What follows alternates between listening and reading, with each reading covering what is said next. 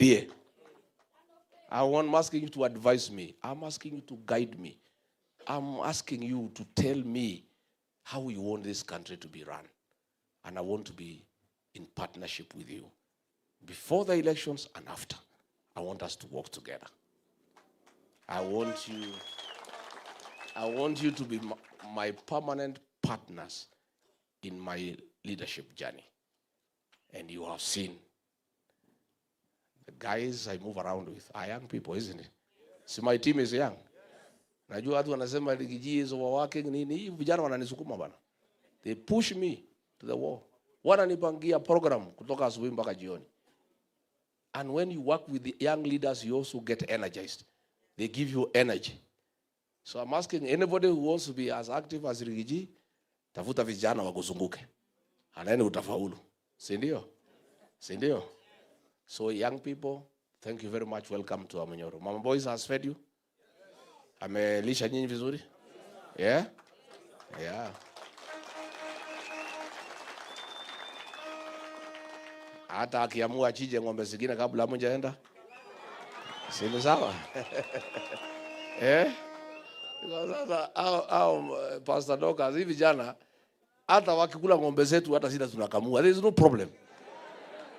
This is Kenya. This is the future of our country. And I'm sure today they will leave us as great leaders. I am sure they'll guide us properly. And these people cannot mislead us. They'll give us the correct advice. And they'll tell us what aids our country and what they think should be done so that we get our country on the good trajectory. Si ndio? Umesema bagi ni ya nani? Eh? Kwa hivyo ni relax. Ni relax. Vasa sawa, so asanteni. I look forward to a great conversation. Thank you very much. Asante, Your Excellency. Kwa mara nyingine tena, bag ni ya nani?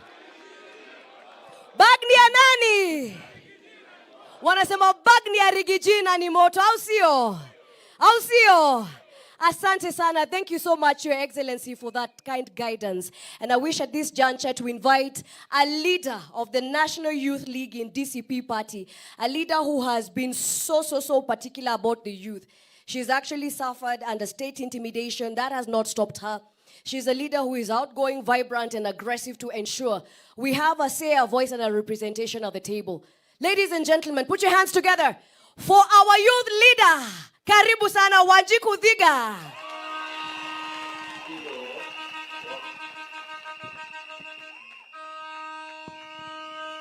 Hey, thank you so much. Hey, Manjenzi, siku yetu imefika ijafika. Imefika ijafika. Top shotter Manjenzi, top shotter. Top shotter Manjenzi, top shotter. Very well, very well. Kama unasema Rigathi Gachagua the 6. Wapi ishara? Wapi ishara Rigathi Gachagua the 6? Thank you so much. Your Excellency, I want to thank you. Thank you, Mama Boys. Thank you. Thank you so much. I want to acknowledge about 40 counties that are here, Your Excellency. Reason yenye nimeingia kama nimechelewa ni ensure that young people across the country are here with you. Your Excellency, vijana wanasimama na wewe. I can assure you.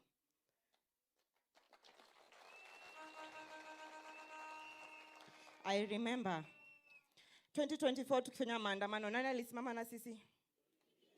Nani alisimama na sisi? Who risked his presidential seat that he was a deputy president and he gave it away for young people? Alisema, akaambia Ruto, please don't kill our young people. Your Excellency, we thank you for the sacrifice that you did, and that is why every young person in this country is solid for you. Your Excellency, first of all, we want to acknowledge your family values. We thank you that we see positivity in how you work with Mama Dorcas, our Reverend. Najua sahi sisi tunakuanga ma single fathers na single moms, Your trend ni mbaya, lakini our party leader and Her Excellency, Reverend Dorcas, show us how a family should look like. hata kama mimi natamani kuwa na family kama hiyo. And I know our young people will want such a family, isn't it? It is what that creates a family model. Let me tell you, you know I'm a social scientist. My master's is in social sciences. Na inasema, everything starts at the unit of family.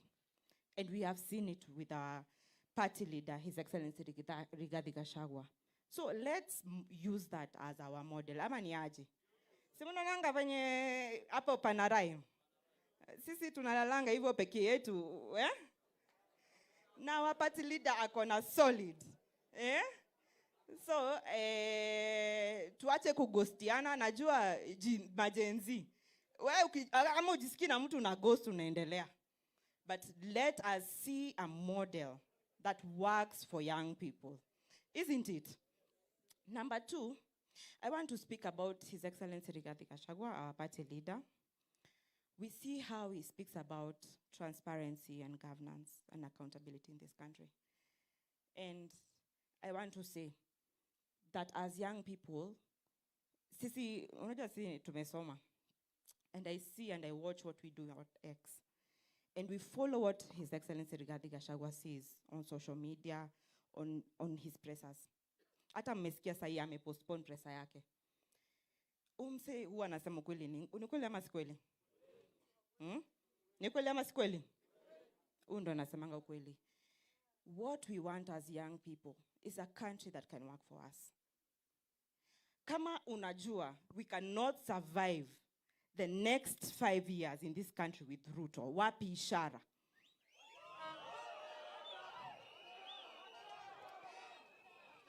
Uyo jamani, one time, si one time.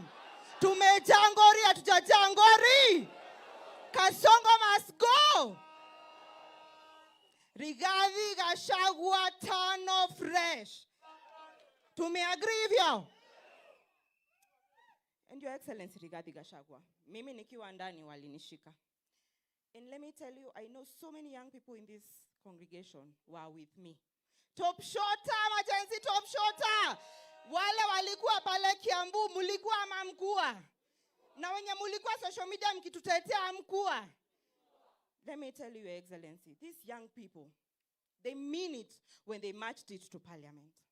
Because we are fed up and we are done. Hapa wengi wao wanainama, ni kweli si kweli?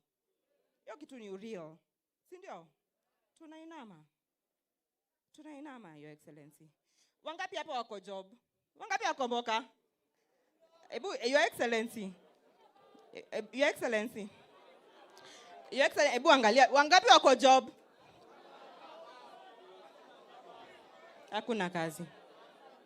Haya, wangapi healthcare is working for them?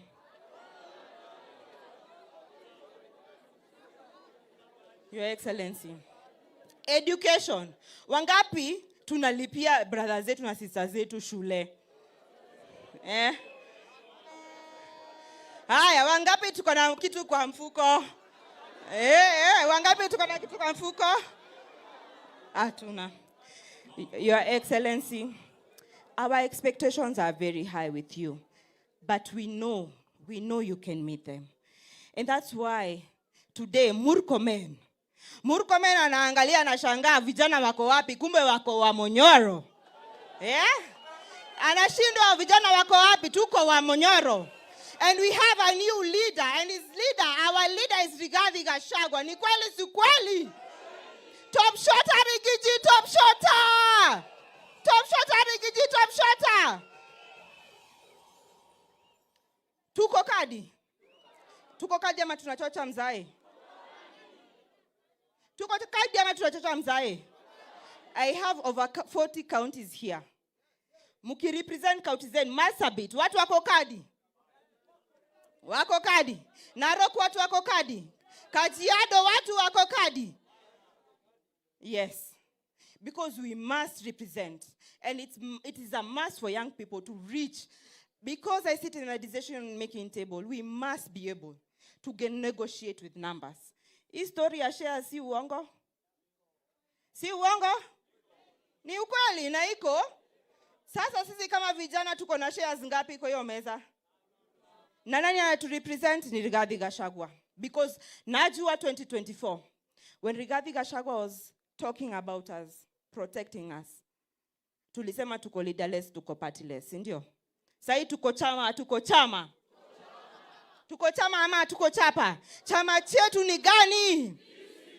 DCP! DCP! Very well, Your Excellency. Nataka kusema hivi, Your Excellency, as allow me to shortly put you on a hot seat so that the young people of this country can engage you. Your Excellency, hawa watu wamenieka pressure. Na wakasema you cannot finish your conclave without meeting you. So we have only few questions, like 10 questions, so that young people can engage you and ask some collaborative questions. Si tuko na maswali ya Rigiji? Na si huyu ndo tunafuata? Yeah. So, ya question ya kwanza, ningetaka kuita Jackson Jai.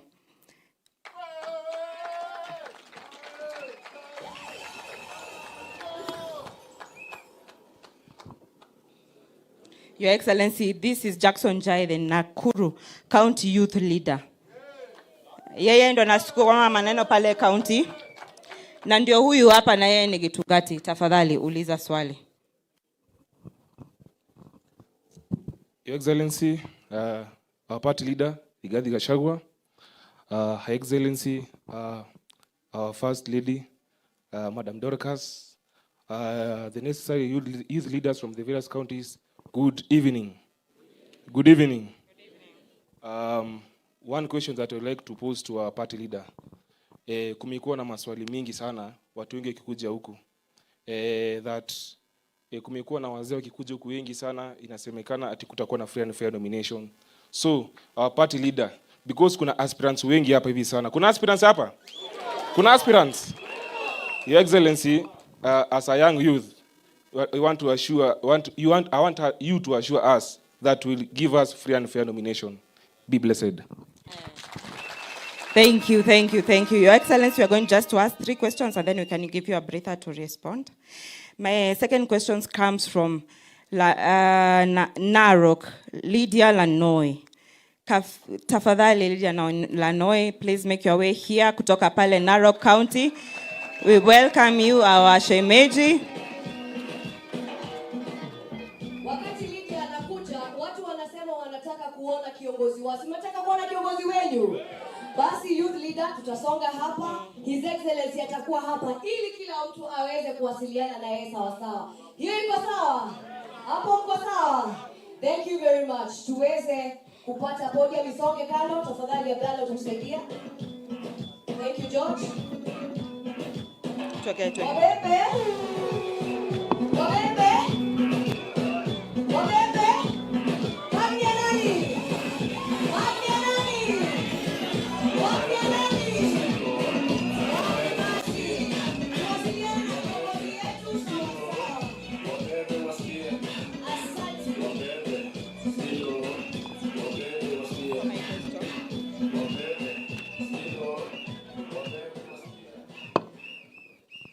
Okay, Your Excellency, the 6th President of the Republic of Kenya, Mama yetu mpendwa, Reverend Dorcas, and all leaders present today. Now, wa youth wote hamjambo? Muko salama? Narok sisi tunasema one time. Nyinyi wote mnasema nini? Okay. The second question, Your Excellency, are you running for president? We want to know as youth, kama yeye atakuwa kwenye debe, si ndio? Yes, thank you. Asante sana. Our question, before His Excellency can respond, alafu tuendelee. I want to welcome Kakamega County, Leon Major Malala. Karibu sana.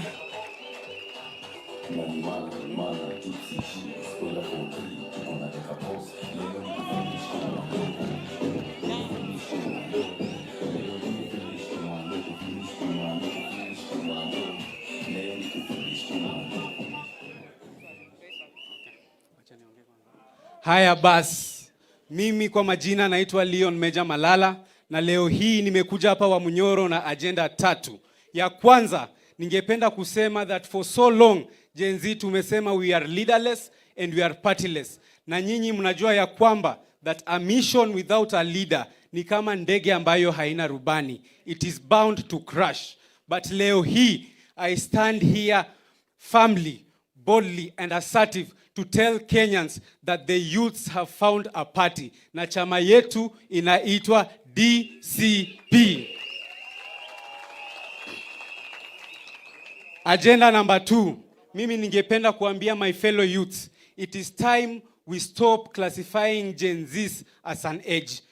Kwa sisi kufaulu hii mission, we need the unity of every generation. We need the patience of the millennials. We need the wisdom of the baby boomers. Na leo hii nimekuja hapa kuhakikishia that Rigathi Gachagua is a Gen Z by profession, because this is a man who shares the same visions with the Gen Z. This is a man who has our interest at heart. Na nyinyi mkumbuke that history does not forget. Mkumbuke when our party leader Rigathi Gachagua, when he was the deputy president of Kenya, he was impeached just because of saying that we should not be shot as the Gen Z. Mkumbuke our party leader as Rigathi Gachagua, when he was the deputy president of Kenya, he took an initiative kwenda kule kwenye mlima kusimamisha vijana kukunywa pombe ambayo haitakikani. Na hiyo inaonyesha the interest that our party leader has for us. Mwisho, agenda number 3. Mimi ningependa kusema hivi. For so long, vijana tumekuwa tukitumiwa vibaya. Sisi ndo tumekuwa tukiuza chama. We have been putting our lives at the forefront kupigania hawa viongozi. Tumekuwa tukiweka maisha yetu at the forefront kupigania vyama. Alafu ikifika kule mbele kwenye meza wanaturusha tena. This time tuko ngangari, tuko rada. Kidogo dakika moja tu. Kidogo ya mwisho nikimalizia, nilikuwa nataka kusema tuko rada and we must bring our demands right now. His Excellency our party leader, mimi ningependa kuomba tukikuja hapa kwa hii chama cha DCP, I want you to assure us that there will be free and fair nominations. Mimi nasikia kuna watu ambao wanatembea na wewe wakisema, wakishachukua picha wanasema hiyo ni ticket direct. Number 2, mimi ningependa kukuomba vijana ambayo watakuwa loyalties wa hii chama, we will take our foot forward to sell this party. Ningeomba uashue that viti ndogo ndogo hizi kama za nominated MCA zikuwe za vijana peke yake.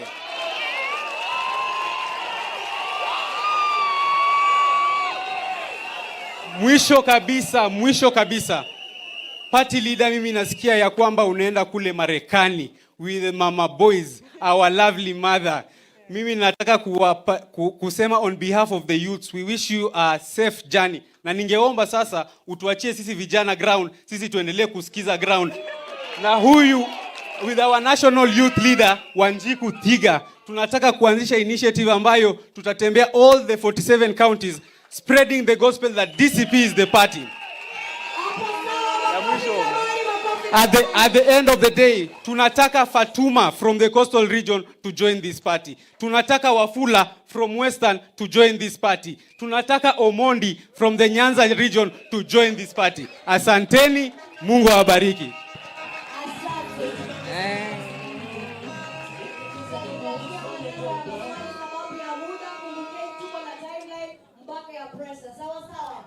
Thank you so much, Rose. I would like to allow our party leader, His Excellency, and the 6th, Rigathi Gachagua, ajibu hiyo maswali ingine alafu tuendelee. Asante. Thank you very much. Asanteni sana.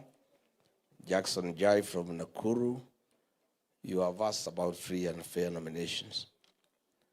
Let me say, for the avoidance of doubt, I'm not very clever, but I'm not foolish.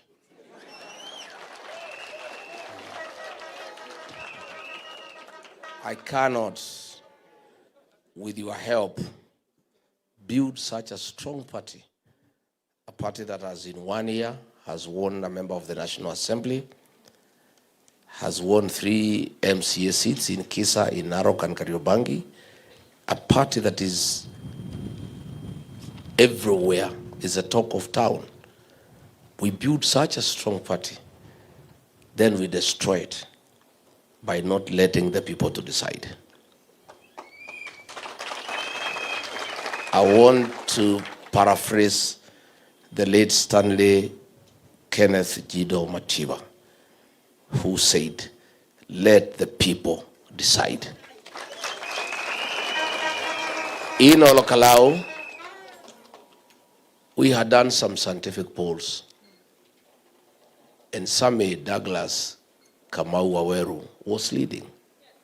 And he was insisting that since he's leading, we give him a direct nomination. And we said, no, let the people decide.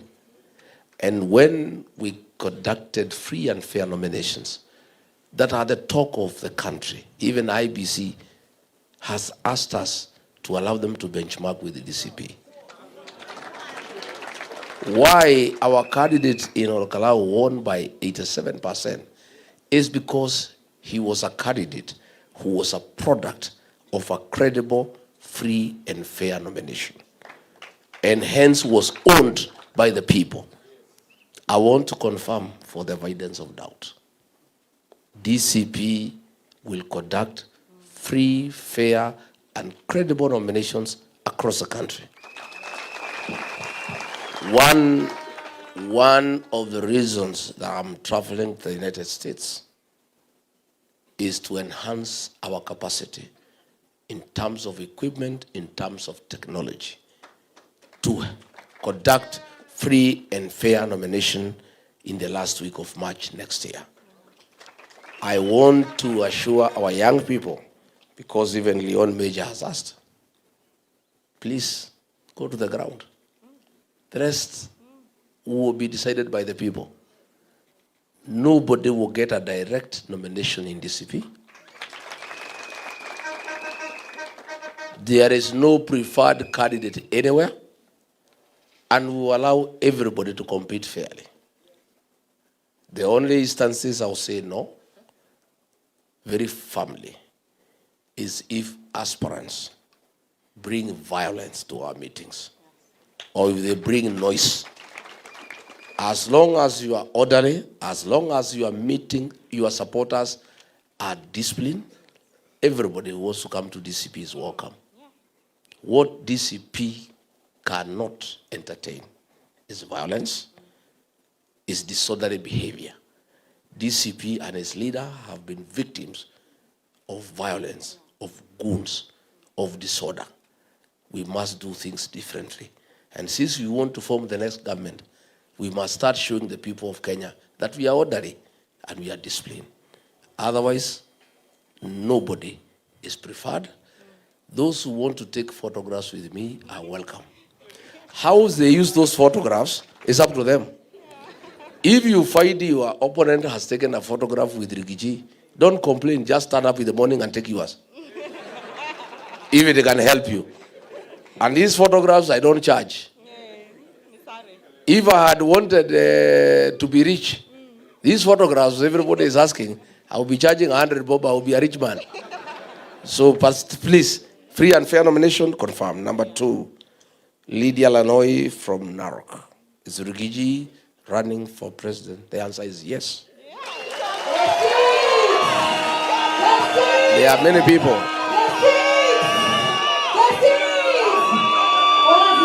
There are many people. There are many people, including supporters of my colleagues in the United Opposition.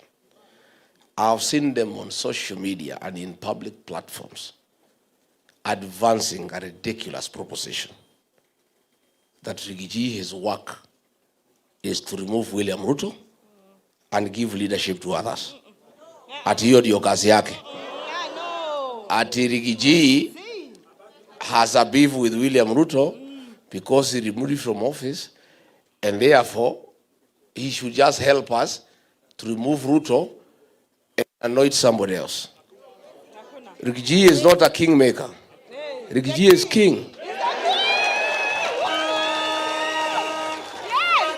let me say, I am not mobilizing Kenyans to remove William Ruto as president because of bitterness, no. Because of vengeance, no. It's my desire to have a good country. It is because I'm a patriot and I must apply the God-given ability to mobilize Kenyans for the benefit of the country. I'm not doing it because I have nothing personal against William Ruto. I have everything against what he stands for and what he does. I want good leadership in this country. And I'm offering myself for that position of president. And let nobody tell you that because I was removed from office, I cannot run. Section 75 of our Constitution says, yes, anybody removed through that method should not vie. But Section 99, Article 3, and the two sections must be read together, that anybody who has a challenge on matters of Chapter 6 of integrity cannot be stopped from vying until and unless he or she has exhausted all the remedies provided by the Constitution, all the way to the Supreme Court. And the two sections, the frame of the Constitution were clear. They must be read together. We are in court, in the Court of Appeal. We believe the Court of Appeal will give justice to Rigathi Gachagua and his supporters. In the unfortunate event that they also pronounce themselves in an absurd manner like the High Court, we still have another chance at the Supreme Court. In the meantime, we are preparing for elections. President Uhuru Kenyatta and William Ruto had very serious case against them of murder, rape, displacement, genocide, very serious things against them. But the court said no, they are innocent until, and they must be allowed to run. And Kenyans said, we will decide. And they ran and they won. Rigathi Gachagua has killed nobody. He has raped nobody. He has displaced nobody. All he has done, he has been punished because of standing with the people of Kenya. Because of saying Gen Zs are not criminals. Because of saying we should not steal from the people of Kenya. Because of saying people should not be evicted. What crime has Rigathi Gachagua committed? Let anybody tell me. Why would any court in this country deny me the right to pursue political office when I've done nothing? And the High Court pronounced itself that I was taken through an unfair process and I did not get the right to fair hearing. Then the same court allows the product of an unconstitutional process to stand. It's what you call a constitutional absurdity. I am persuaded that the judges of the Court of Appeal will apply sanity, will apply the law as it is read, and allow Rigathi Gachagua to be who he is. And I am determined to pursue political office because that is what Kenyans want. Number 3, Leon Major, yes, you guys said you are leaderless, partless, true. But for us to have meaningful change, a leader must be elected. A leader must be elected through a political party. So the reality of the Kenyan politics and our constitution is that the Gen Zs must belong to a certain party and they must back a certain leader, one way or another. It is my request that if the young people of Kenya so desires to fight Rigathi Gachagua to be that leader, it is my desire, it is my prayer, it is my request that the young people of Kenya identify and associate with the DCP party as a vehicle that will deliver the change that they desire. Thank you. Tuweze kupata maswali mengine so that His Excellency our party leader aweze kujibu. Okay, thank you. I want to endorse what our Excellency Rigathi Gachagua said. When we entered by-elections, and that is beginning 2025 and this year 2026, Rigathi Gachagua endorsed the leadership of young people. Wacha niseme kule Narok town tulikuwa na mheshimiwa anaitwa Masikonde. Pale Kariobangi North tukakuwa na mheshimiwa anaitwa Wanyoike. Na kule Kisa East tukakuwa na mheshimiwa anaitwa Aduda. Those are young people. Na 2026 tukakuwa na chokora wetu. Tunamjua ni nani? Sindio, this is the person who endorses young leadership. Na mkiniona hapa, si mimi ni kijana. Wewe ukijiangalia, wewe si kijana. Thank you so much, Your Excellency. We want to thank you for the leadership, and we want to thank you especially for believing in youth leadership. Niseme, Sahi, I want to give the opportunity to the next 3 leaders from different counties to ask a question.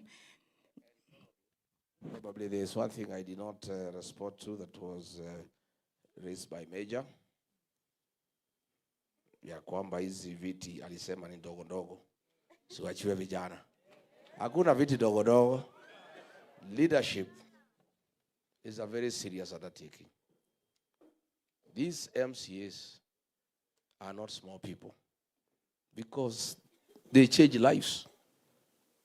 County assemblies oversight county governments to make sure that public resources allocated to the county are used prudently to the benefit of the people. They make laws that govern the county. So those seats are not small. Those are serious seats. And I'm very happy. Most of you, young people, have registered to run as MCAs. I came to Karatina, my hometown, last year. And the aspirants who are Gen Zs could not let anybody say anything. Everybody wants the Gen Zs. And I thought the Gen Zs are using their numerical strength to intimidate the elderly people. Then I asked the women who are my friends in the market. The women told me this time tunachagua majenzi. So I want to encourage you, run for these seats. Run as MCs. Run as members of parliament. Run as senators. But those who will not make it, I agree. Nominated slots for DCP will not go to boyfriends and girlfriends.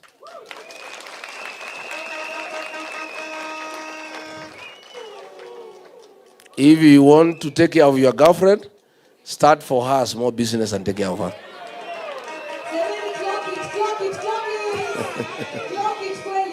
Senor, nominated slots in DCP will be for young people who have demonstrated hard work and loyalty to the cause and to the party. And I am checking, and I will be personally in charge. Let nobody tell you that kuna watu ati watapeana viti huko. Mimi mwenyewe naangalia. Hapo Nairobi City, I've already identified a young man called Jemo. Huyo kijana?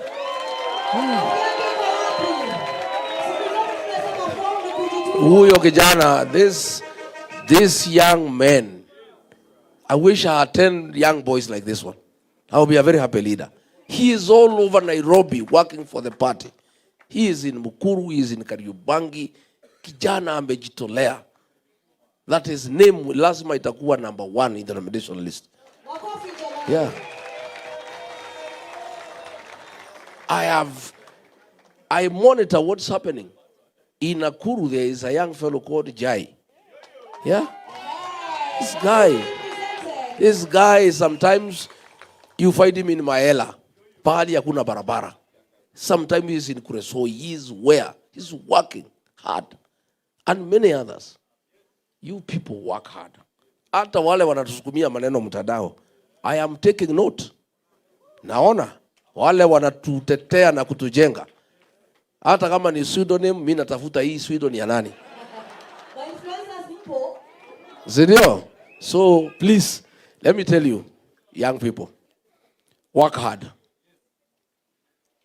The late John Mechoki told me, he called me to his office. He was an administrator like me. He told me, Rigathi, Gachagua, governance is 2 words. And let nobody cheat you. Forget about what philosophers write about governance.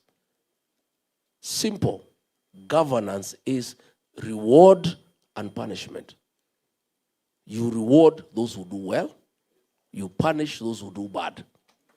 That is governance. I am telling you today, work hard. I am taking note. And I'm not delegating this to anybody. I am personally monitoring the activities of our young people. And I want to make sure that all those who are very active and who are loyal to our party and to the liberation cause of removing William Ruto will be rewarded and affirmed. So, mpira kwenu. Thank you, thank you. Mmesikia vile party leader amesema, we have an equal and an honest, true, fair, transparent fighting chance in this country. In 2027, we want to look at leadership. Okay. Sorry, Excellency. There's another young girl from Oranga, tall, slender girl. Where is she? What is her name? Yeah? You are called who? Mimi sijui jina yako lakini nakuona. Huyu msichana huyu amejituma sana. Lazima wewe utakuwa kwa bunge ya Murang'a. Utakuwa huko ndani. You will be inside there. We will nominate you to the Murang'a County Assembly. And why not? Why not? Mjana umesikia? Form ni nini? Kujituma. Kujituma. Na tujitume na DCP ama ni aje? Tujitume na nini? Na tunaona mzee anaangalia, si ndio? Our party leader, His Excellency Rigathi Gachagua, he's monitoring. Mtu halali. Kuna wengine tunaona wamelala social media. But our party leader is very, very agile and is looking. The next question I want to welcome Student Caucus. Do we have the NEC member Student Caucus, Wilson, in the crowd? Yes, Wilson, welcome. Wilson anakuja, nataka tuonyeshe party leader wetu kwamba sisi we are very active. Hapa kulikuwa na aspirant governors. Kiti, chama cha DCP, tusimame. Wakati Wilson anakaribia. Governor. Excellency. Hawa ni aspirants. Governor seats. Jenzi ya DCP. Hii ni Nakuru County. Excellency nani? Governor kutoka Nakuru. Na chama gani? DCP. Wilson anapokaribia, senators aspirants wasimame.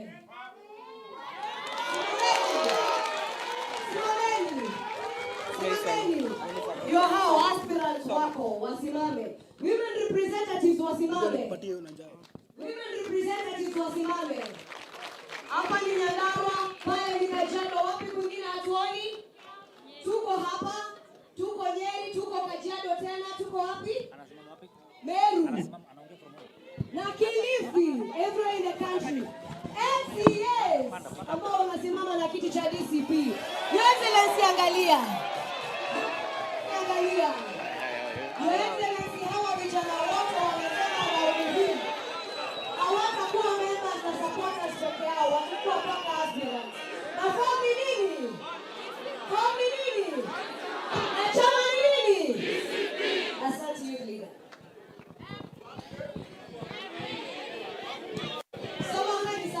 Samahani. Members of Parliament countrywide. Tusimame jamani. Members of Parliament.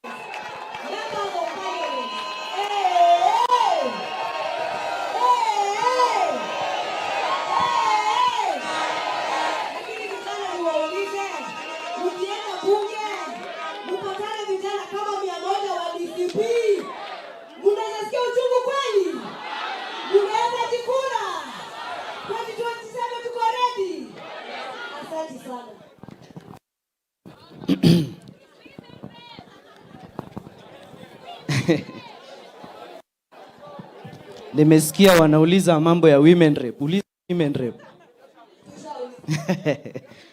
All right.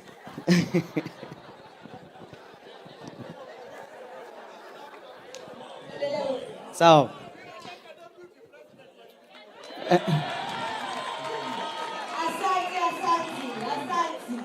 Na wasalimu nyote, hamjambo. Pande hii mnaniona vizuri?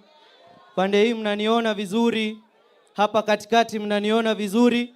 Pande hii mnaniona vizuri? Asanteni. Kwa majina ni Wilson Kanyago and I represent the student caucus and I am the chairperson. So we have a question for you here, Your Excellency, and it begins like this. We have seen governments around the world respond to digitally organized youth protests in very different ways. Some go through dialogue and reforms, and others go through policing, restrictions, and attempts to control digital spaces. If DCP forms the next government and faces leaderless, digitally mobilized youth, movement protesting about unemployment, corruption, the cost of living, or broken promises, what would you do in your government? That is question one. And perhaps the bigger question is, will your government see an angry person as an enemy of the state, or as a citizen whose government has a responsibility to listen? Kwa sababu sisi huwa tunasikiza nini? Bas. I have also a few questions. Nilikuwa nimejiandikia pale nyumbani. Si mnajiona nimejipanga? Nimejipanga vizuri.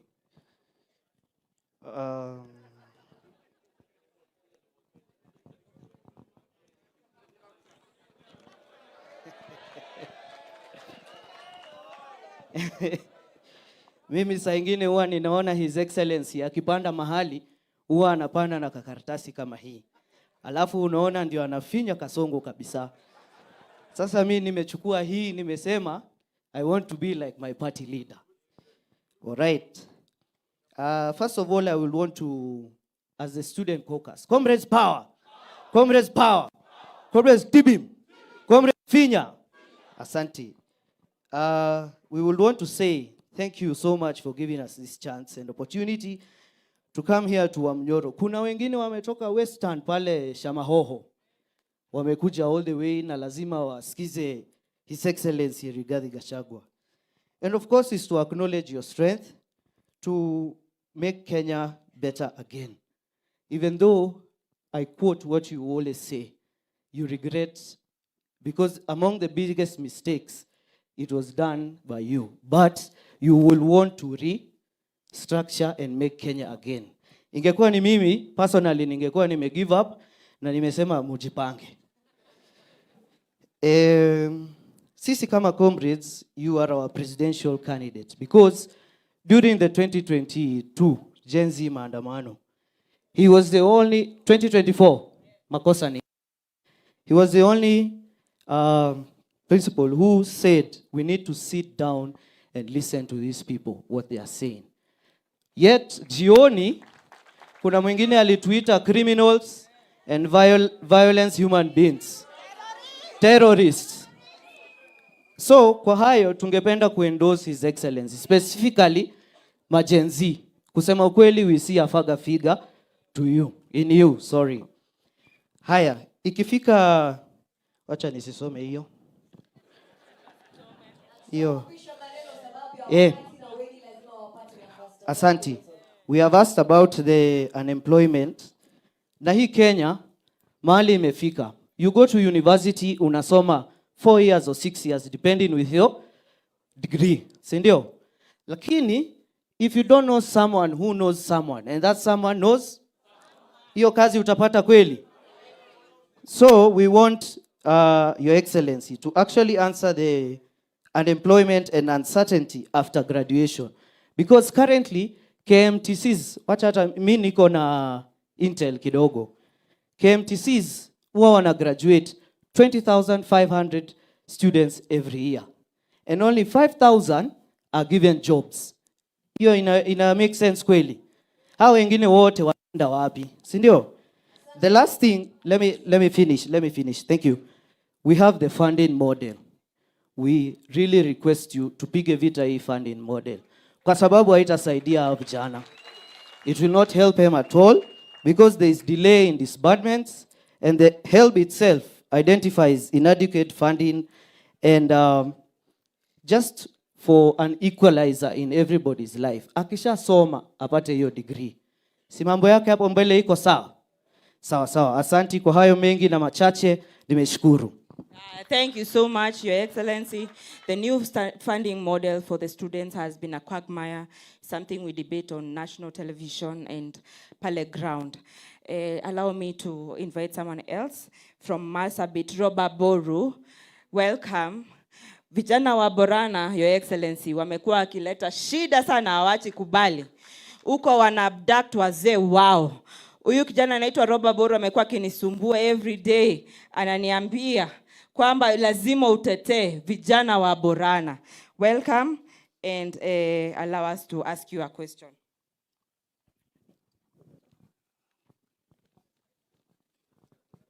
Yes, all protocols observed. Good afternoon. I'm Roba Golicha Boru. Lakini huko nyumbani watu wananiita area MP. Yes, Duale tayari ameenda, tunangoja afike. Tayari ameenda. So they call me area MP kwa sababu huko kwetu serikali imekuwa kitunyanyasa. Apart from physical development, the government launched a program called Onjoa Jangili. They abducted around 84 youths from Marsabit. As youth tumejaribu kupigana na hii challenge. Tumecause maandamano, tumecause demonstration. Tumeweza kuwarudisha nyumbani. But there are 2 young men who are still remaining unknown. They were abducted on 7th January 2026, and their whereabouts is still not known. They are from Bori location. One of them is called Boruguyo Jilo, and the other one is called Alake Malicha. The other one is called Alake Malicha. Kindly, Your Excellency, we like you to address and bring to attention of the public about the whereabouts of those 2 boys. Now, my question is, can a young candidate survive the political jungle? Because in Kenya, politics is all about financial muscle. And most of young people, we don't have those resources, we don't have the capability. But we have very brilliant youths. We have very brilliant youths who are bubbling with ideas. They know how to drive this country ahead. But the political space is going to be flooded with, let me call, the deep state in terms of resource. Watu watakota pesa, watenda pale ground, na sisi vijana tutaweza kunyanyaswa. Kindly, can you address on that? Thank you so much. Makofi ya vijana wa Borana na pale Marsabit, wapigie makofi. Wanapitia abduction, wanapitia execution. Lakini nakumbuka nipigia simu akaniambia naenda off na wananifuata. Nisipopatikana tena ni hivyo. This is a young gentleman, Your Excellency, from Marsabit community fighting for one term. Your Excellency, young people hatuna mbele wala nyuma. Tunayo. Mimi hata wakinichukua, mimi sina kitu ya kulose. Wewe uko na kitu ya kulose? Nifuuliza tu tuko nayo ama ni kweli si kweli? We don't care, your party leader. So party leader, our hope is in you. And I know the pressure is a lot and it's mounting. But we know you can make it for us. All kura zote za Gen Z ni zako, Your Excellency. I want to give you the opportunity to respond.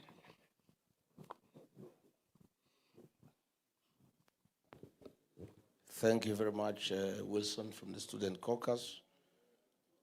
You're asking about the future, the safety of the digital space in our administration.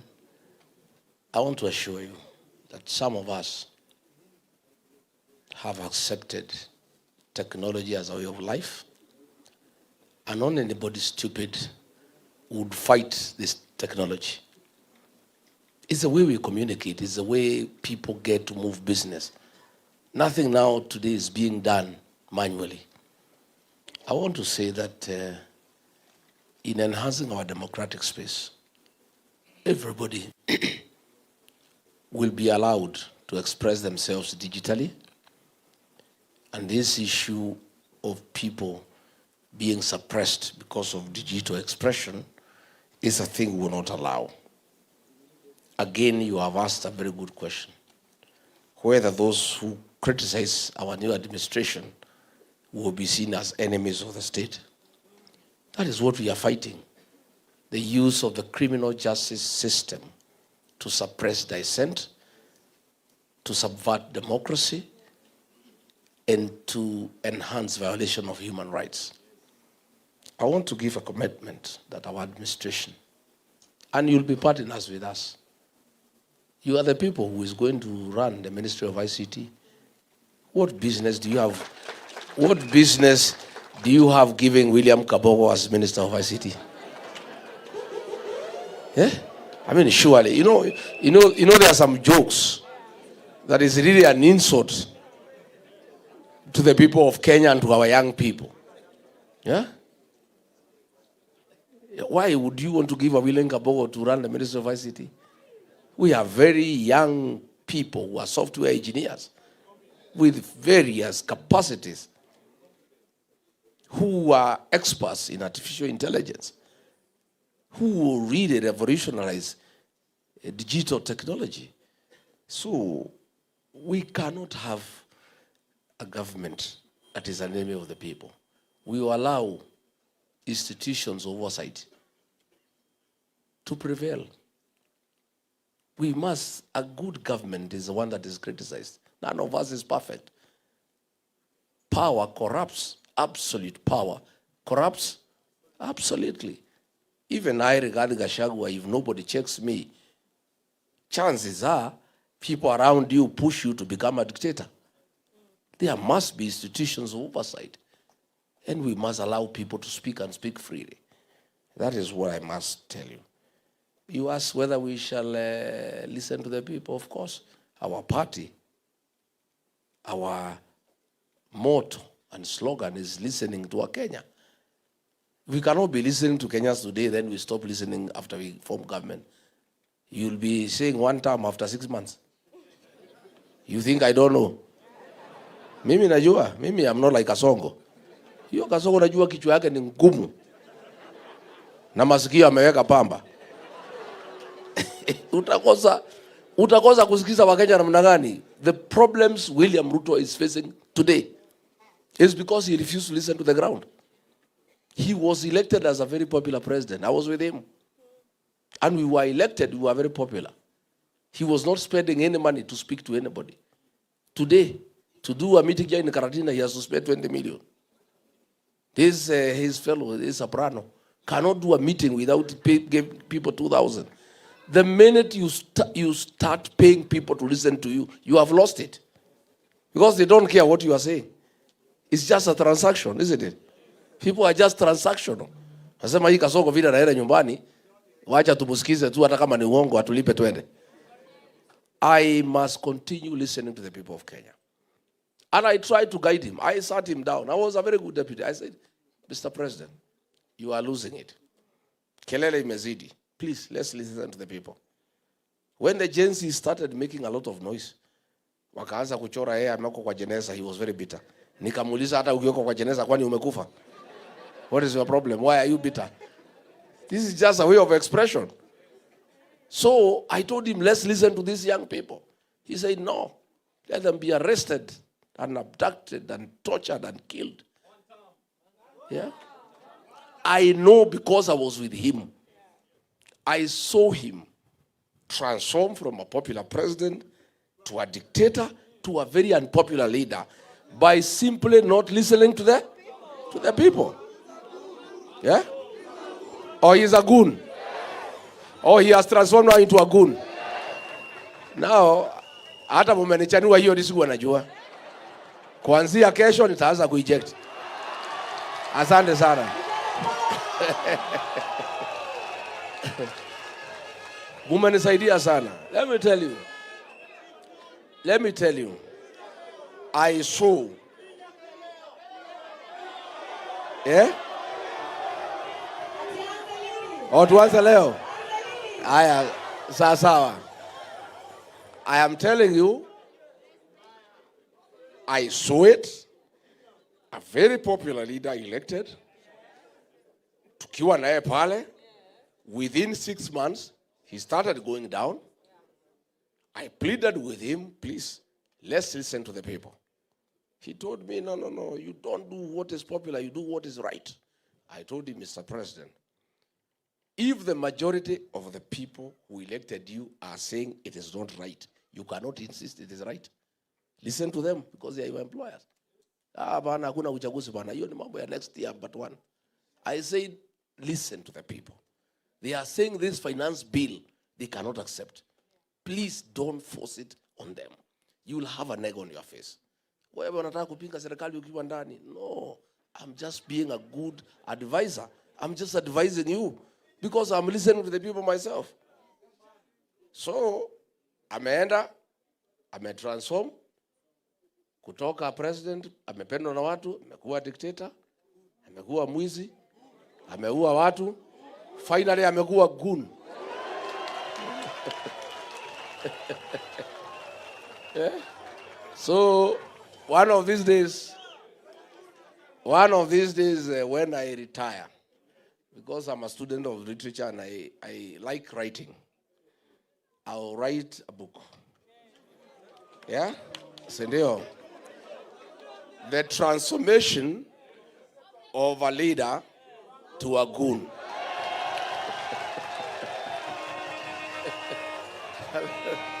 Asante sana. Then, of course, Wilson ameuliza mambo ya certainty of employment after graduation. We just have to fix our country, and we just have to be very realistic. We have to work on manufacturing and import substitution so that we create industries to employ our young people. We have to start agro-processing. We have to start value addition. We must create means of employment. And this is something we have to work on very, very, very seriously. Forget about hii mjengo anasema tumeandika watu milioni. Ni uongo. You know? Sasa, okay, watu ya mjengo, okay, wale wamepata wachache. Na hawa graduates. Hata hiyo walipi. Hata kwa hii mjengo walipi. Sasa ona. So, now, good people. University financing model. We don't have to wait for next year. The way to come up with a good university education financing model is by involving all the stakeholders. The students, the lecturers, education officials, and parents as well. And since you guys are telling me that next year we shall chase away William Ruto and have a new government, why don't we start having a discussion so that by the time we take over, the model is ready, it's just applying, isn't it? So I'll propose university students, the ones we have. I'll ask my people, we put up a small team of student leaders in the universities. We'll get some parents, we'll get some lecturers. We start working behind the scenes by consulting all the stakeholders on what is an ideal university education financing model that can serve our country well. So that by the time elections are held, by the time we are sworn in, we immediately implement what has been agreed on. Then, was that the last one? Or was there another one? Iko Boru kutoka Marsabit. It is true, abductions, forced disappearances, extrajudicial killings are rampant, taking place in Isiolo, Marsabit, Wajir, Mandera, Garissa, Madare, and everywhere. Homa Bay. Kwanza Homa Bay was a massacre. And one of the areas, one of the cardinal responsibility of any government in the world is to protect life and property. William Ruto has failed in all fields: education, health, the economy, everything. But the one thing we shall never forgive him is the insecurity in the country, where he has surrendered National Police Service mandate to goons. So, where people are not sure, I had a delegation from Isiolo this morning and Marsabit. They were telling me, when you go to sleep, you are not sure you will wake up, because people are likely to attack your manyata, kill you, and steal your cattle. When you travel from point A to B, you are not sure. And this young boy, Mutukutu William Ruto ameweka, huyu Murkomen, viatu 1 million, saa 800,000, mushipi 1,600,000. The guy is walking around with about 5 million on his own. He is telling us, no, unajua, it's so disrespecting the people of Kenya, kuwatharau wa Kenya, that if you know where goons are and the police confirm, please don't go there, go somewhere else. What is he telling us? If the police know the goons are there, they arrest them and take them to court. But this is a man who is so arrogant. They have stolen so much money. They are wallowing in opulence. They have too much money and power that he has the audacity to tell the people of Kenya, please, it is your mistake if goons hurt you. Why are you going to where the goons are? And the police have confirmed the goons are there. Yesterday, I think the MP for Mokoroine said something very good in church. He said, William Ruto, please start a department on goonism that can give 411 to Kenyans on where the goons are, so that they don't have to go there. Because as these goons are everywhere. Police and goons, you cannot tell the difference. Since Kenyans have no way of knowing where the goons are, then if what Murkomen said is what needs to happen, that Kenyans need to avoid where the goons are. And since he said the police confirm where the goons are, can the National Police Service start a small department for information purposes, so that every day, the way they inform us on weather, the way they tell us it will rain, there will be sunshine, sidio? So tunaambiwa leo, pande ya Mathare iko goons, musiende huko. Pande ya Karatina iko goons, musiende huko. Lakini swali yangu ni, since these goons are everywhere, unless Murkomen anasema tuhamie Tanzania ama Uganda, I don't know what we'll do. Thank you very much. Next. Let's have the last round of questions. Yes. Thank you, MC. We thank you, Your Excellency Rigathi Gachagua, for continuously engaging young people. Hivi tu ndo vijana tunatakanga, ama ni aje? Tuongeleshwe tu, tuzungumzane, tusikizane, ama ni aje? Top shota majezi, top shota! Tupo! Aya, sawa. As I welcome Women League, Margaret Wethegeni, Your Excellency, the Youth League is a caucus that is acting as a pipeline to create the next generation of young women leaders. Your Excellency, I want to thank you extremely for allowing me and giving me the opportunity to lead at national level the DCP Youth League. And through that, I'm also extending a hand. And I want to say that I have Grace Jengo Kule Nyeri. I am mentoring her to be the next leader through you, Your Excellency, and it's a pipeline for you. Tafadhali mpigieni Grace Jengo makofi. Nataka kwa kusema niko na Lydia Lanoi pale Narok. Next leaders generation tunawaona pale. Nataka kusema pale Taita Taveta, Habiba umefika. Your Excellency, Habiba is also on her way. And I also want to say, Kisumu, tuko na youth leader, mwanamuke ako wapi? Veronica Blessing. Karibu sana Wamunyoro. Your Excellency, we thank you so much for honoring young women in leadership. And we know in you, we are going to be as powerful as Reverend Dorcas. Have you seen her in the podium? Have you seen her in her element? We thank you, Your Excellency. Tusema idhegeni umefika, ujafika bado, ufika haraka sana. Please come here and ask the next question.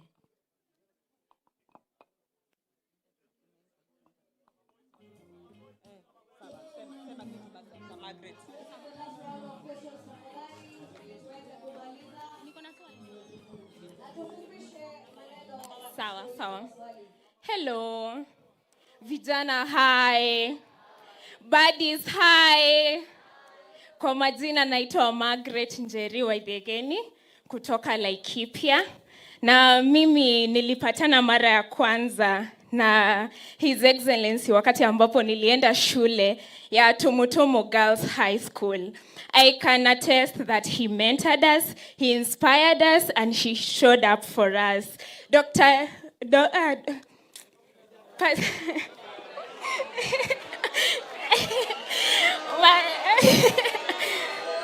Mama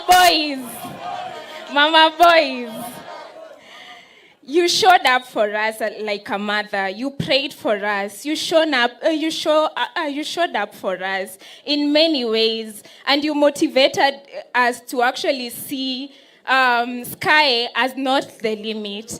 But now sisi tumekuja hapa, tumemaliza shule, tumekufuata Your Excellency, tumeingia kwa chama. We want to be mentored. We want to grow. We want to be as fierce as Honorable Jane Njeri. We want to be as fierce as, Senator Medhu. So this is my question. We keep hearing that young people are leaders of tomorrow, but tomorrow keeps moving. Does DCP have a structured mentorship program that connects young aspiring politicians with experienced leaders and gives them the skills, networks, and confidence to actually run for office? Si tunataka baddies wakuwe kwa ballot? Mnataka baddies wakuwe kwa ballot? Harambe! Harambe! Asante sana. Thank you. This juncture, Buddy, thank you. At this juncture, I want to welcome the Disability League higher. Representative of the Disability League, welcome, please. Tuulize swali. Tusalimia party leader pale. Na tunataka ulize swali kuhusu asalimia Mama Boys. Ama mnasema je maneno ya Mama Boys nyinyi? Hapa gatekeep by wazi.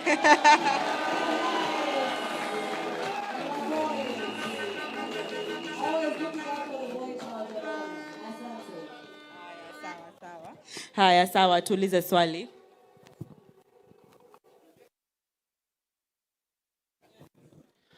Vijana power. Vijana power. Thank you very much. Kwa sababu leo this is a consultative meeting, sitapaza sauti sana. Your Excellency, the elected leaders, my name is Haya Dennis. Natoka eneo za Bondo. Kule ambako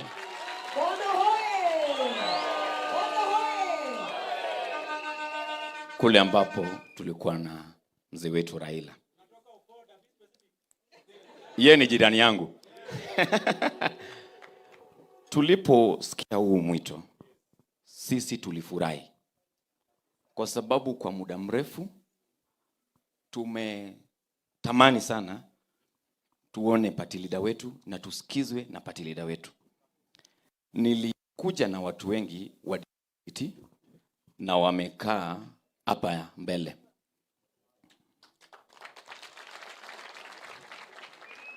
Atungeweza kuwa wengi sana, lakini tuko wengi. This is a representation of very many persons with disability in this country who are ready to stand with the party.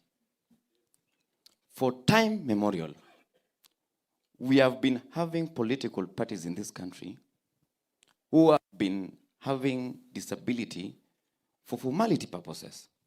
That pains us. Na kwa sababu hiyo, mimi nilipokuwa kule mrengo wa ODM, wakati ilipofika nilisema sitakaa hapa tena.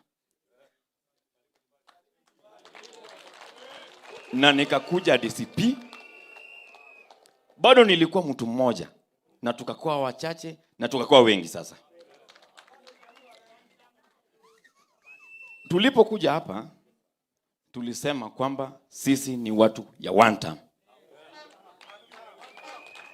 Sasa kwa sababu hiyo, Your Excellency, before niulize swali, nilipokuwa nimekaa pale, hao watu wananisomea sana. Ati haya tumekuja kuona His Excellency na hata hatujui. I think this is the only league mwenye hujawajua sana. Mimi ndio chairperson ya Disability League. Niko hapa na kina Mushiri. Niko hapa na SG Kamau Mbugwa. Niko hapa na coordinator kutoka Nakuru anaitwa James Mbugwa. Huyu wa mano alishikwa akapelekwa jela, na wakati IPOA alipoingilia kesi yake walitupulia mbali. Those are things that we want you to answer today. Tafadhali, na watu wengi pia wako hapa.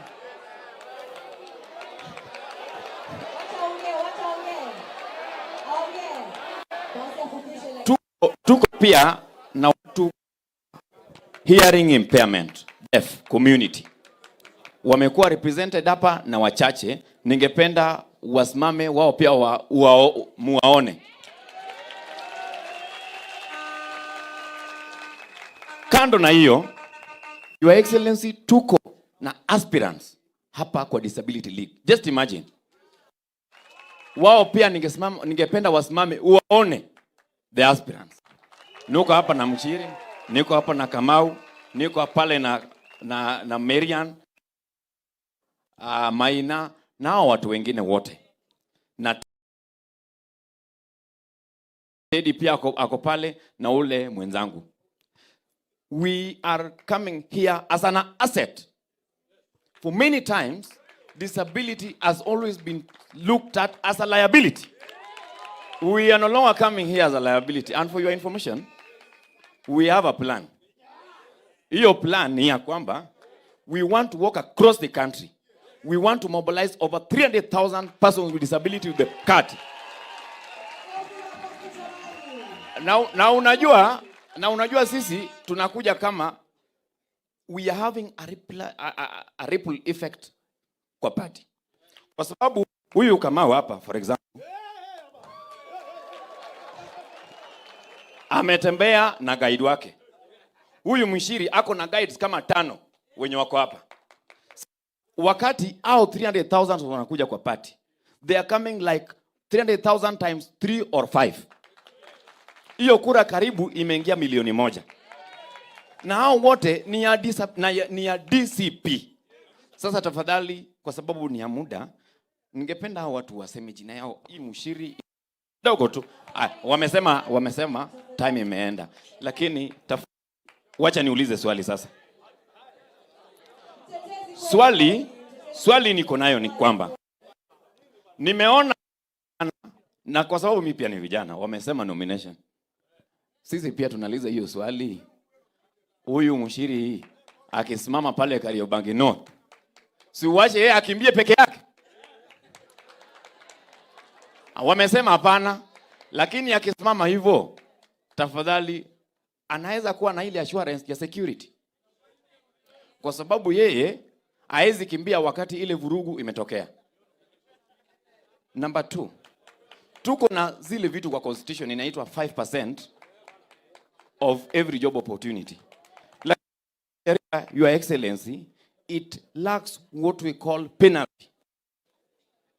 It is very vague and vacant. Kwamba it is very optional kwamba the organizations can decide to employ or not. We want you to put it that there will be a penalty for those organizations that will not have 5% representation for persons with disability in this country, in your next government. We have a proposal there that will request to be presented to you in your due time if you allow us. Bado tuko na wewe hapa. baada hii tunaomba utuone nyuma ya tent, sisi kama persons with disability, ndio hii watu wote uwajue tafadhali. Thank you very much. Vijana power. Asante sana. Thank you. Thank you so much, Dennis Haya, Your Excellency. The representative of disabilities only asking for inclusion. And I know inclusion what it means, kwa sababu sisi kama akina mama tumekuwa tukipigania 2/3 na hadi walewa haijapatikana. But we know, Your Excellency, with you disability na women inclusion itakuwa pale mbele, kipaumbele. Swali yetu ya mwisho, Your Excellency, so that you can respond to us. And as I ask Mike Steve kutoka kule Murang'a, who is the county youth leader wa Murang'a na ni medic. Huyu alipigwa risasi karibu 5-6 akiwa Olkalao akipigania chama. Aulize swali ya mwisho. Your Excellency and the 6th President of Kenya, Her Excellency Dr. Reverend Dorcas, na majenzi wenzangu, harambe! Harambe! Kwa majina, mimi naitwa Mike Steve. And Your Excellency, today, I have a humble request. I love the good job our lawyers do, read by Mheshimiwa Njeri Maina. Kila time mwenzetu wameshikwa, wanaungana, wanaenda wanamtetea. Mimi kama medic, I'm a doctor by profession. Ningetaka utupatie ruhusa. Pia sisi kama madaktari, when I look at this all, and I know several doctors wako DCP, na several nurses na pia pharmacists. Pia sisi tungetaka tukue na kikundi, ili tunapoenda kule campaigns ama kule rallies, when one of us is injured, tunamshughulikia mbio mbio, anarudi kwa ground, anafukuza kasongo. Ama ni aje? Your Excellency, kwa bahati mbaya tunaongozwa na CS ambaye hana clue yoyote. A clueless CS wa head. Unamjua? Yule mse wa kule juu. Si ndio? Your Excellency, as the young people we are able, and because you'll be our president, mimi kama Gen Z hata hiyo kiti ya CS tunaweza sukuma nayo ya health, si ndio? Because at least and tunaomba sababu tumeona pale tunaenda katika campaign zetu ama rallies, most of the Gen Zs are injured. Kama venye I was injured kule Olkarau, tungetaka tafadhali tupe ruhusa tuweze at least kuwa na kikundi cha hao madaktari, tunashughulikia mmoja wetu anarudi kwa siasa. Mwisho kabisa, I want to assure you, I come from Murang'a. Murang'a hoye! Murang'a hoye! The Gen Zs from Murang'a are fully behind you. Na Your Excellency, usiwe na shaka. Pale Murang'a there was a proxy party imekuja hapa imeziduliwa. But the youth of Murang'a are right behind you. And we assure you, kura zote za Murang'a, mimi nimeongoza tukokadi. Mimi nimeongoza the mass voter registration, and we can assure you the numbers of Murang'a manzi hizo zitasil kila kitu. Vijana hoye! Kwa mengi na machache, nashukuru sana, asante. Thank you, Excellency. We give you the opportunity to respond. Thank you. Thank you very much. Margaret, let nobody tell you that you are leaders of tomorrow. That's an insult. Hiyo ni kutukano. Leadership ya hii nchi is 18 and above. Are you 18? So why is somebody telling you that you are a leader of tomorrow? You are the leaders of today and tomorrow. You are the present and the future.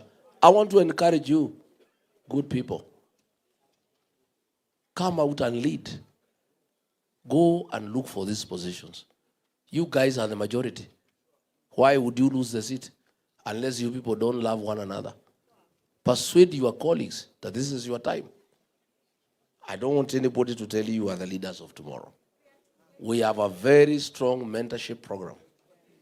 If you check in the party, the elected leaders I have, Akina Methu, Akina Jane Jerry, Akina Karungo Thangwa, I allow them to flourish.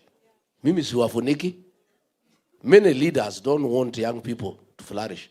They feel insecure. I'm not insecure. Hii vijana wakiongoza hata mimi nipumzike, si ndio mzuri? Yeah. If they can take over and run this country, mimi nikae hapa na Reverend Dorcas tungoje watuletee chakula mwisho wa mwezi. Iko makosa gani? I want to be the leader. My legacy, I want to live in this country. I want to be that leader who mentored young leaders and gave them space and made sure they are solid leaders. Iko mtu alikuja kuniambia juzi, hii akina Medhu usiwakubalia waende sana. Watu wanaweza kuja wasahau wewe waende kwa hawa. Nikamuuliza hata wakienda na hawa na ni watoto wangu, iko makosa gani? What is the problem? We must be genuine. Why do we have a problem in ODM?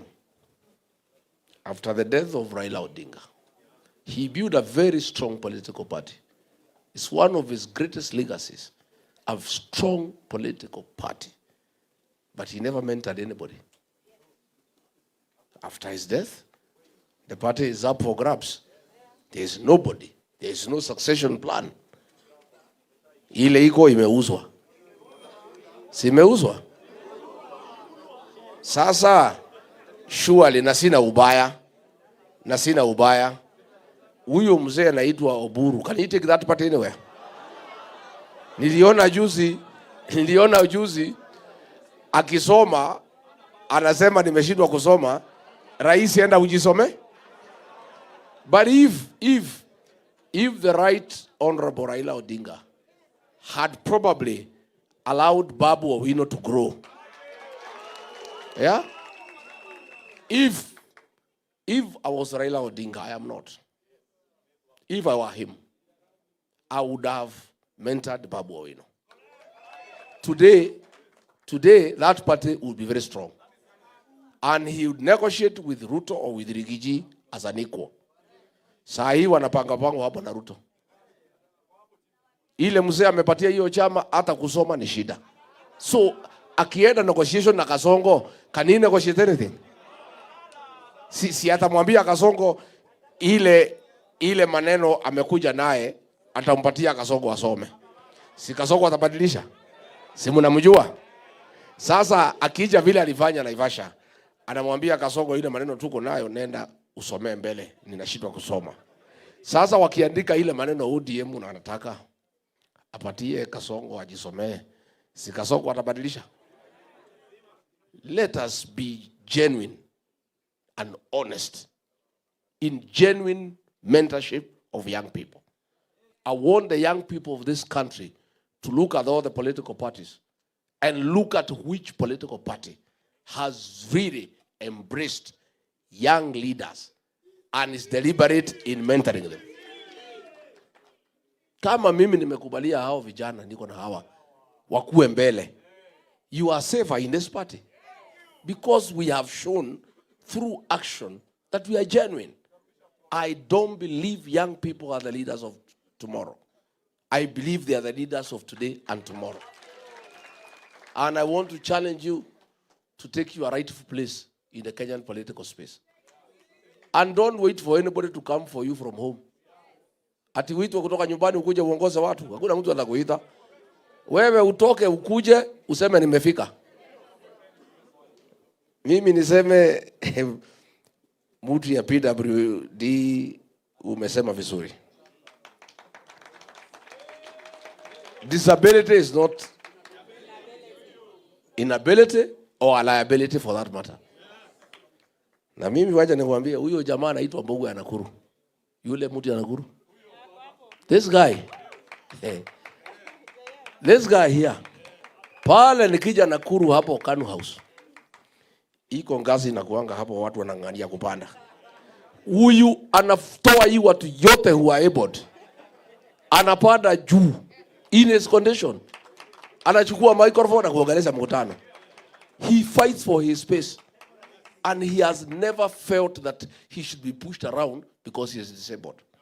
He has affirmed his place. I really like this guy.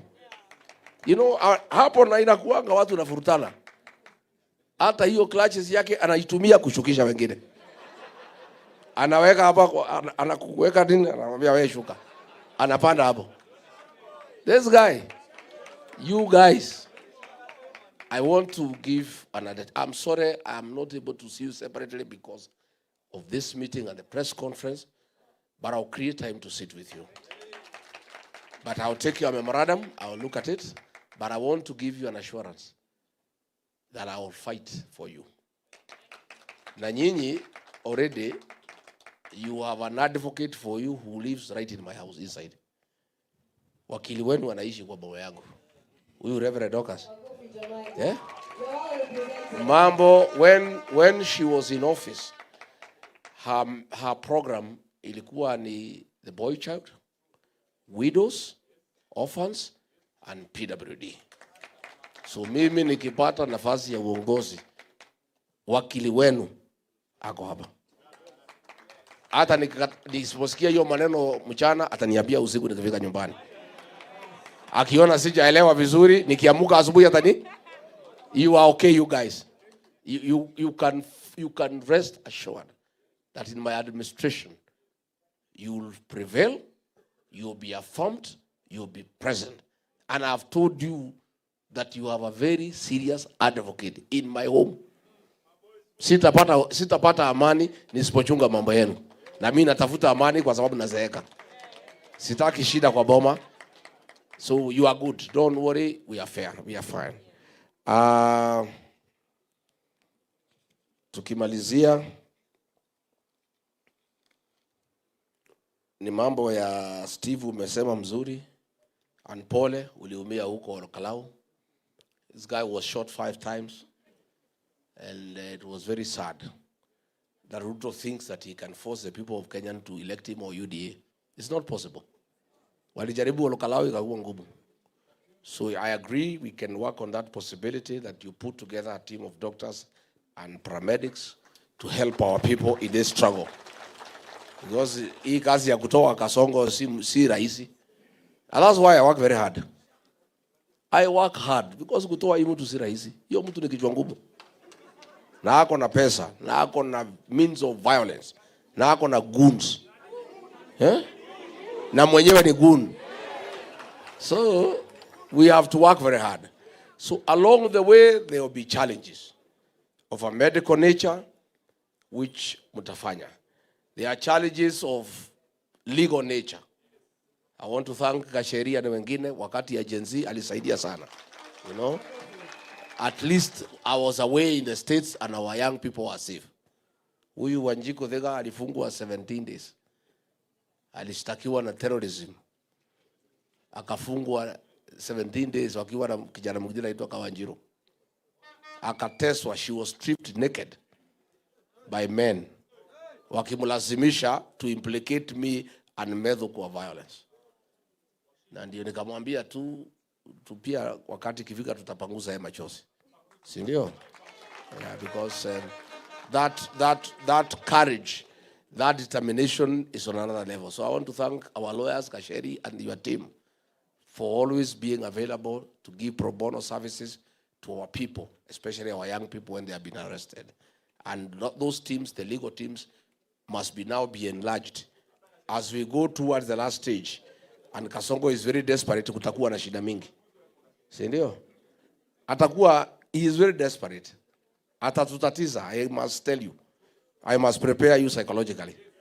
I must prepare you. Atatusumbua sana. Muko gagari. Atatusumbua. But you guys, the good thing you have said, nyinyi, you have nothing to lose. You can only gain. Si ndio? So mkuwe tayari, but we'll put our lawyers on standby. In every county we'll have a team of lawyers. The way Steve has suggested, a team of doctors and paramedics, just to be at hand to assist when there are challenges. Rose, how many more to go? Your Excellency, we are done. We actually wish to present you with a gift. Kidogo tu, we will do it in sessions. Vijana sikizeni. Naelewa.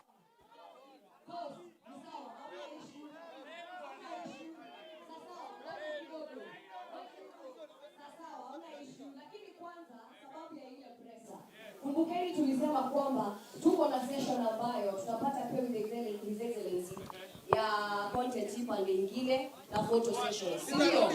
Na hiyo tutakuwa nayo. Ni sawa. Because I also want us to engage in that way. Sawa. Sababu tukianza hivi kila mtu atakuwa na swali. Na ndio maana tunataka tu manage. Sawa.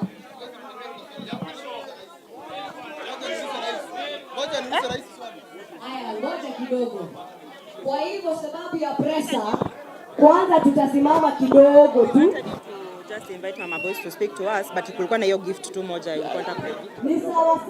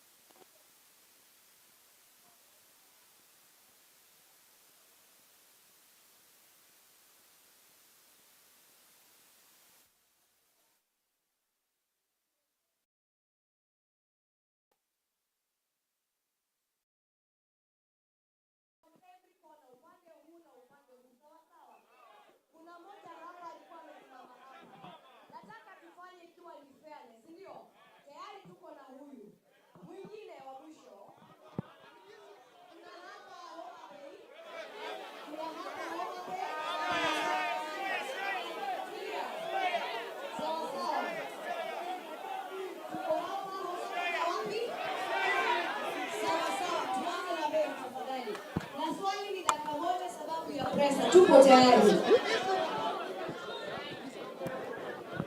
Aya, Bwana Yesu asifiwe. Arambe. Kwa majina naitwa Frank Millionaire kutoka Meru. Naomba tusikizane tafadhali. Hii itatusaidia sana. Bwana Rais, incoming President 2027, na ninajua utaingia. Mimi ndiye nilikuwa hapa na nimekuja hapa for a long time. Swali ya kwanza ni kuambia Mr. President 2027, allow me to call you that. Tuko na youth leader wetu kutoka Meru, anaitwa Madev. But I'm very sad kuwa na leader wa kutoka Nairobi wa Thigethega ana appoint someone is not our leader. Hiyo ni kitu mbaya sana. Tunataka tuwe tunatumia leader wetu yule amechaguliwa kupitia yule tunapatia. Hiyo naongea ya Meru, si ya country nyingine. Ya pili, tunataka huwa yudhilinda yule tumechagua au anatumiwa. Tukienda Lare, sikiza goja, tukienda Lare tu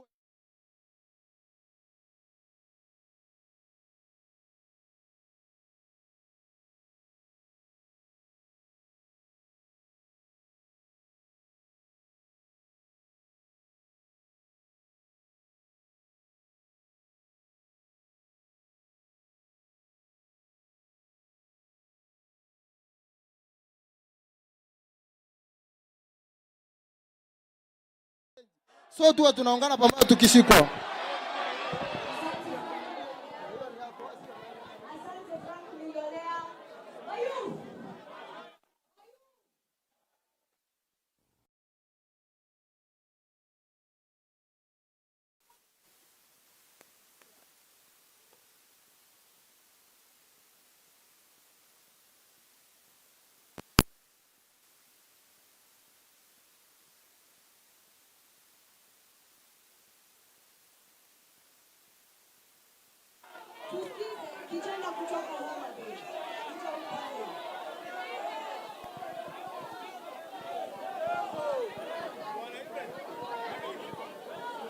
Your Excellency.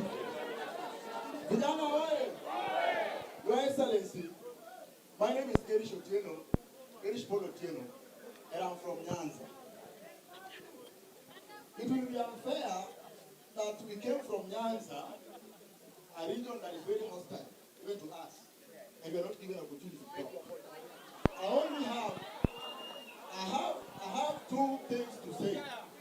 Because our people from Nyanza hawakupata nafasi ya kukua na sehemu kama hii. Number one, just a minute. Number one, Your Excellency, I want to assure you, in Nyanza, we are in one town. We are not part and parcel of the